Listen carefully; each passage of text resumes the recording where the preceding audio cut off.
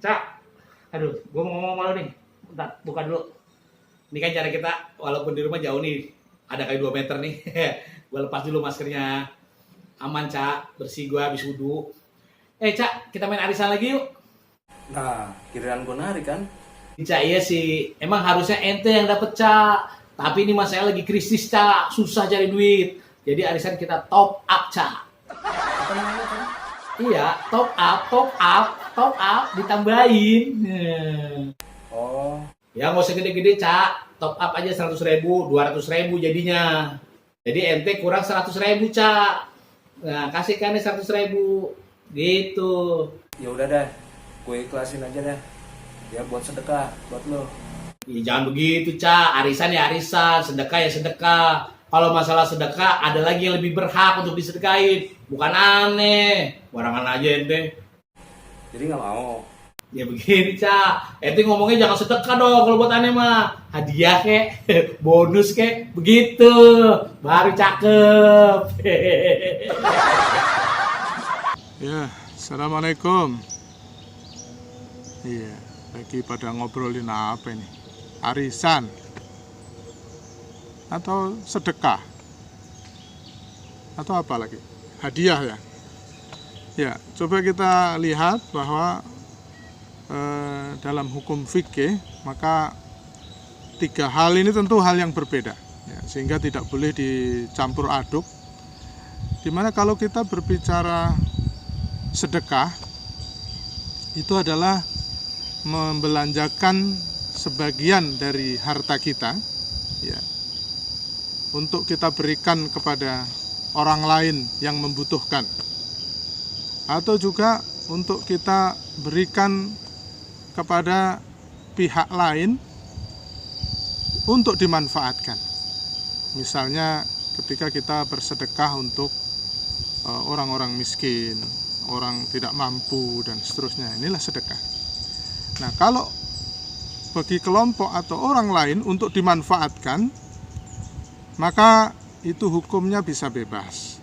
Jadi bisa diberikan kepada fakir miskin, ya, diberikan kepada orang-orang yang duafa, tapi juga bisa digunakan, dimanfaatkan untuk kepentingan yang lain, kepentingan umum misalnya, untuk pembangunan masjid. Nah, ini kedudukan sedekah. Nah, kalau niatnya ingin memberikan sesuatu kepada seorang, bisa enggak kalau kita misalnya ya dengan cara arisan, niatnya adalah kita sedekah kepada orang lain. Maka ketahuilah bahwa hukum arisan ini erat kaitannya sebenarnya dengan hukum pinjam meminjam atau hutang piutang. Nah, oleh karena itu ini tentu berbeda. Jadi kalau namanya hutang ya hutang. Kalau namanya sedekah ya sedekah. Jadi tidak bisa dicampur aduk. Nah, karena ini semua akan dimintai pertanggungjawaban di sisi Allah Subhanahu wa taala, maka kita memang harus paham. Jadi kita harus mengetahui apa bedanya sedekah dan bedanya hutang piutang. Jadi kalau sedekah itu kita tidak mengharapkan kembali uang yang sudah kita berikan atau harta yang sudah kita berikan. Tetapi kalau namanya hutang piutang, yang salah satu caranya tadi dengan arisan, maka kita berharap bahwa uang kita itu akan kembali, ya. Karena atau sebaliknya, kalau kita sudah mendapatkan, maka kita harus tahu bahwa kita telah berhutang kepada saudara kita yang lain, sehingga kita punya kewajiban untuk mengembalikan harta yang sudah kita pinjam tadi melalui arisan tadi.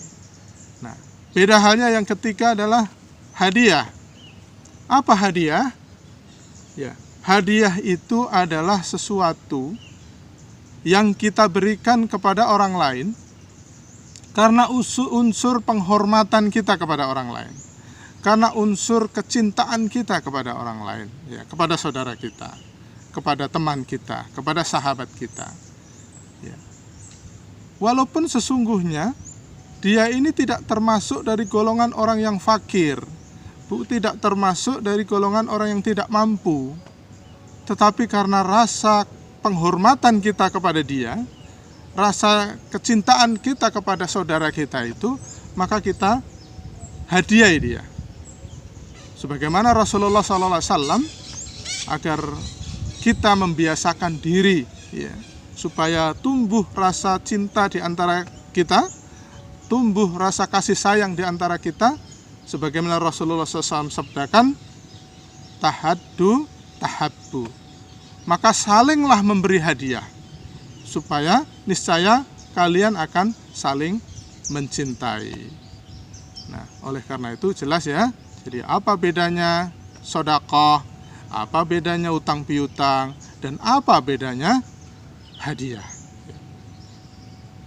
Saya kira sudah cukup jelas. Nah, sekarang siapa yang dapat arisan hari ini? Ya.